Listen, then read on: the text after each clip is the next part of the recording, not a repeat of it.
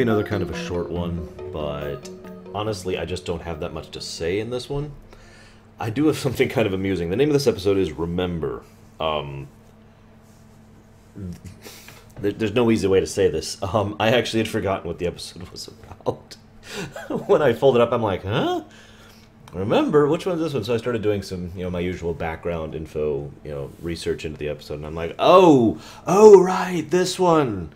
Yeah, I remember that one. Alright, all joking aside, some of you out there, I know there's at least a couple of you who've been watching this series along with me. I just want to get this boilerplate out here.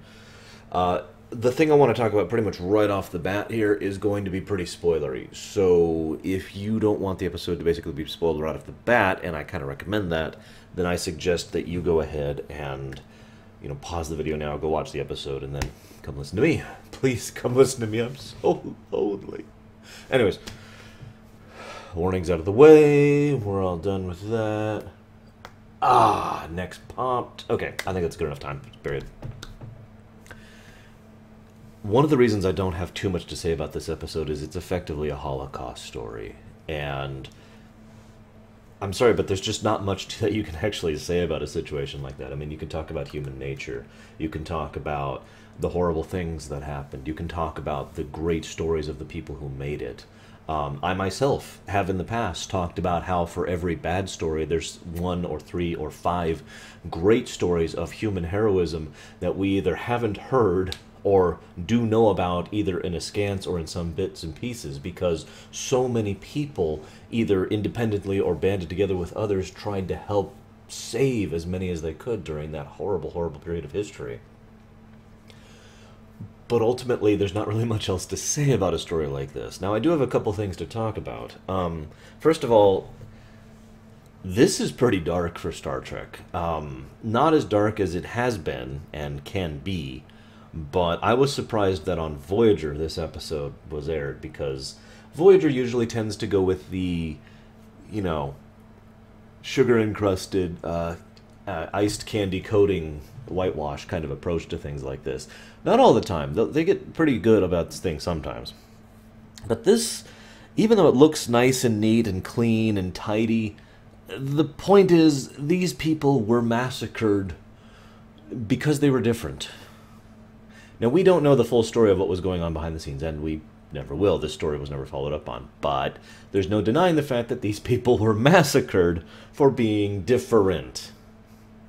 They were touted up, held up as a scapegoat, because they were in the way of progress. It is interesting to me that, for once, it was definitely a they were different thing, standard Holocaust kind of story, scapegoat, etc. But ultimately, their motives were not... They had more excuses, I think is the way I want to put that, behind their thoughts and their methodology. And based on the way the father was talking, I actually have no doubt whatsoever that several of the people genuinely believed what they were doing was to the benefit of society as a whole. Ow. And trying to assist in their culture and their development, because the people that were killed are the regressives, people who refused technological advances, people who were willing to just live their own simple lives. And there's nothing actually wrong with that, but if you're ignorant or already prejudiced or leaning towards a bias, it's not hard to see the perspective of people who look at that and go, oh, yeah, that's just a plague waiting to happen. I believe that was almost a direct quote from the episode. So, don't mistake me for trying to gray the situation. I just think it's interesting, that little spin they took on it. But let's get back to what I said earlier about how I'm surprised this came out on Voyager. It may or may not surprise you to learn that this was actually a script that was already pretty much written and done over on The Next Generation. Replace B'Elanna with Deanna, and it's pretty much done. All the other roles, if you notice, are actually surprisingly one-to-one. Put Beverly in the place of the Doctor, put Picard in the place of Janeway, and given the relative small amount of their roles had and their behavior, it actually is fairly analogous. There are only a few tiny little tidbits that were changed to make it more Voyager story, mostly with Harry and Tom, and of course Neelix. Although actually, if you look at Neelix and actually hear his lines spoken aloud by Guinan, yeah, it still, again, is kind of a one-to-one situation, so shrug. The point I'm reaching here, though, is for various reasons it was felt that that episode wasn't going to work on TNG, so they just kind of shelved it for a while, actually, until they started working on it for Voyager. And some people behind the scenes were disappointed by that, and some people were elated by it. Put me in the elated category. I actually think this works better as a Voyager script. Honestly, I do, for two really big reasons. One, I agree with one of the writers, I forget which his name was, who said that he felt it worked better with a non-empath. Someone like B'Elanna, who is already a volatile kind of a person, very emotionally driven, very based, understands her own nature very well, constantly struggles against it, and someone who doesn't already have that outborn empathy for other people. Ergo, someone who could, under the right circumstances, possibly see herself actually committing the atrocities that past her, real her, you know what I mean, the memories actually did in the past, like selling out her lover. And the whole situation really suits her well. Also, I have to applaud this episode in general because Roxanne Dawson is a good actress. We saw this, I mean, the last episode we really saw this was way back in the Vidian episode. I can't think of the name of it, when she had to play her human side and her Klingon side. She did a brilliant job back then, and it's nice to see her giving a chance to stretch here, as she basically is playing three roles. There's normal B'Elanna, who's just wee. There's B'Elanna, who's being affected by the memories, and then of course there's the woman in the memories who is a completely different personality. She does a really good job of selling all of these roles, though, and it really helped bring me into the episode and made me give a damn and care about the plight of what was going on both with B'Elanna and with the woman in the memories. I can't remember her name, forgive me. I'm not good with names, you know that. I also really have to give praise to the art design and the set design for this episode. They did a really good job of making this new place feel like not alien so much as just different, culturally different, and they got across that very static, clean aesthetic that they tend to espouse in their culture without making it look. It would have been too easy to make that, you know, very stark, you know, cold iron kind of a thing, like, you know, the kind of thing I'd like, or ice or whatever. You know, there's tons of ways to invoke that sort of thing, but instead they went with a very simple, clean, kind of a light palette, low light tans, light auburn kind of colors, and it works surprisingly well. Very excellent design, and of course what they did with not 10 Forward, actually almost called it 10 Forward, with Neelix's kitchen was really well done too, so definite praise there. I also have to give more praise, bear with me, for the actors, for the guest stars in this episode. This episode is the kind of thing that, from a production standpoint, especially in the era Star Trek was, is very risky, because all of the performance lays on two things, really. The one character really interacting with anything, that's Roxanne Dawson, no surprise there, she did great, and the guest stars. They had to have the main guest star, who was the lover, they had to have the woman's father in the past, and they had to have the main gentleman who they interacted with in the present, and then there was the engineer they had to interact with, and then there was the woman actually giving the memories. All of these people had at least significant roles, and in some cases were basically the primary characters, along with Roxanne Dawson and her characters that she was portraying. But they did a marvelous job. One of the few cases where the guest stars in a Star Trek episode were phenomenal, and I loved it. Absolutely phenomenal. Now, I have to add one other thing. The teaser, I actually was in the middle of writing the sentence, and then I had to change it. I was saying it was surprisingly effective because it gets you thinking, right? It's, oh, here we are, and there's these people, and all of a sudden B'Elanna's asleep, but then she's woken up by this man who walks into her room, which isn't on the ship, and she's, you know, passionately making love to him. But then I would have cut it off there. They didn't. The teaser goes on for like another minute, a minute and 20 seconds, I believe, as she is then woken up by Chakotay, who's concerned about her, and blah, blah, blah. cut the teaser off during that. Have the next thing, have her being woken up by Chakotay still there, just have it after the commercial break. I think that would have worked much more effectively, personally. But nevertheless, it does get you interested in wondering what the hell's going on. I just realized you could take that the wrong way. I don't mean I'm interested in Roxanne Dawson and sexualness. That's not what I mean. What I mean is it was engaging to think that what's happening? You know, why is this happening? Because from the teaser we learned there's these people here. They have very limited warp capabilities. They're very unadvanced, technologically speaking. They have very limited ability in just about every field. The only thing they actually have to offer a crew is their usage of energy conservation. I'm not even going to talk about that. And, you know, oh my gosh, they're here, and it's all these people, and all of a sudden we see this out of nowhere, and it's like, is this threatening? Is this something that's being forced upon her? Is this some kind of hidden personality within her? Is she actually teleporting to this new location? I mean, this is Star Trek we're talking about. All of these things are feasible, and all of these things have actually been done. Speaking of which, is she experiencing another lifetime within her mind? That one's been done too, and of course that is the one that basically was happening. But you get the point. It was interesting. It was like, oh, what is going on? In other words, the teaser made me ask, what is going on? And I liked that. I also liked the moments between Chakotay and B'Elanna. It's so rare that poor Robert Beltran gets a chance to stretch his character. But it was nice to see him acting like the really good friend of B'Elanna that he should be.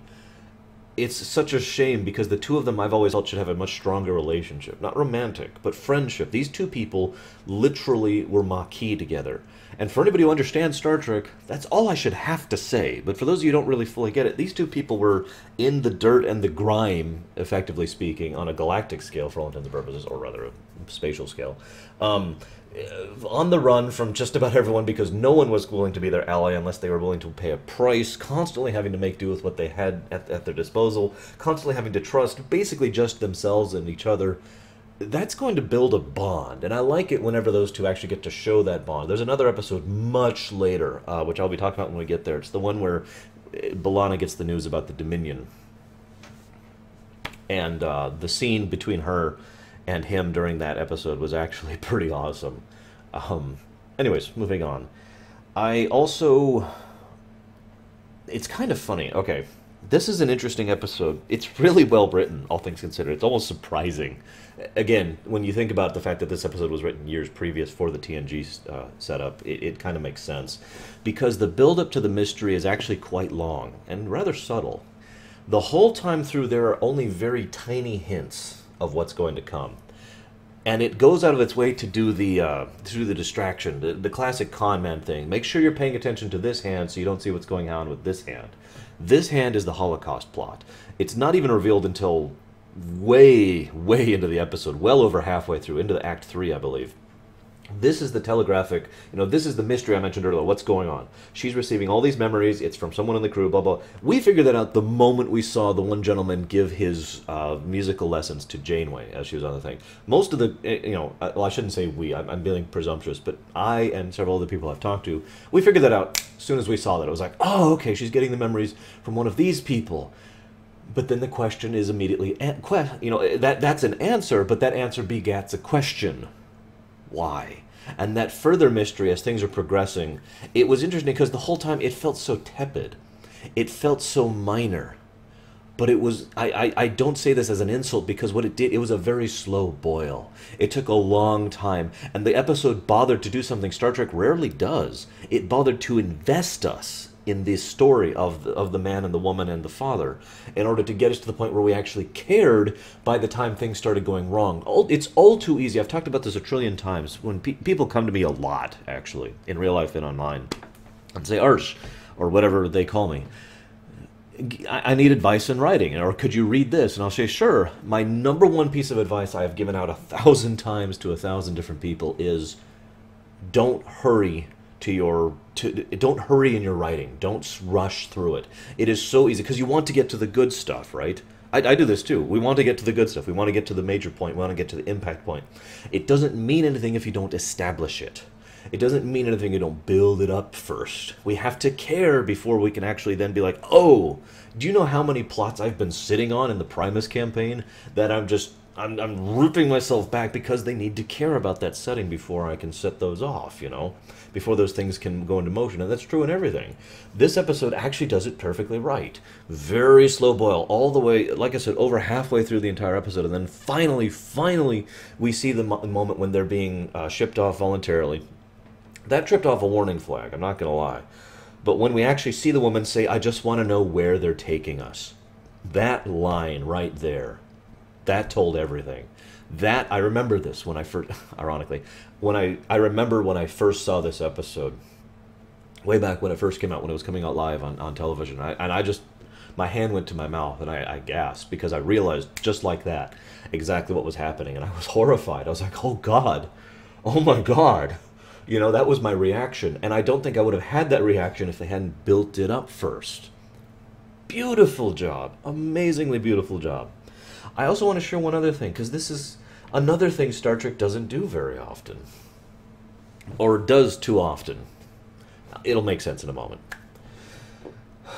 One of the things that goes all the way back to the original series is the idea of, here's a new alien race. Everything's great with them, but then there's a dark and terrible secret. Actually, that's kind of because most science fiction at the time was basically amongst... Science fiction wasn't very common, especially in television at the time, so a lot of the writers were either literally the writers on other shows at the time, or were using inspiration from other shows at the other time. So old Doctor Who, Twilight Zone, The Old Outer Limits, all this stuff kind of merged together along with the original series Star Trek, so a lot of those writers kind of shared stories and story ideas amongst each other, which themselves were founded upon the works of, other previous people, which I'm not going to bother naming, because you can look it up. Point being, there's a few. Point being, you did start to see that kind of storytelling all the way back in the original series, and that carried through to TNG, and it carried through to Voyager, and it carried through to DS9, and that's and it carried through to Enterprise. Excuse me, we have to keep going. And that's kind of the thing that a lot of Trek fans, myself included, just get tired of. It's like, we meet a new race. I talked about this back in what was the episode? The Pleasure Planet episode in Voyager. It was season 1. They're there, and they find this teleporter going back. I can't think of the name of the episode. Point being, that was an episode where it was like, oh my God, here's this new race, and they just want to take care of us. So immediately it's like, okay, what's the evil plot? There's some kind of hideously evil plot. And so many people were thinking that because that's such a standard for Star Trek, and it was nice to see it subverted in that case. This case, it's pretty much cut and dry that yes, there is this evil plot, and yes, these people are evil. And that was tiresome. However, like I said, there's another side to this. The other side is, I felt like this was actually a really nice twist on that classic trope. In other words, yes, there was this dark secret. Yes, there was this conspiracy, but it actually kind of had nothing to do with Voyager. It was all about them, their culture, their history, and their desire to, well, this phrase has become common lately, be historical revisionists. And to rewrite what had happened in their history so that those kind of atrocities and horrors will be forgotten utterly and they don't have to think about them. And I kind of like that in its own horrible way because it feels exactly like what would actually happen. Why remember such terrible deeds? Why remember such horrible atrocities that happened? Why bother doing so? It's not going to change anything. It's not going to bring those people back from the dead. And given the way these people work with literal memory sharing, it's just going to make them just as uncomfortable about the whole situation as it did previous. So they try to stamp it out to the point where it's not going to go anywhere and no one's actually going to remember it in a generation or two, and therefore the memories will therefore have died out. The only thing that kept them going was that one woman, who then shared them with B'Elanna, who then shared them with the engineer, keeping the trend going.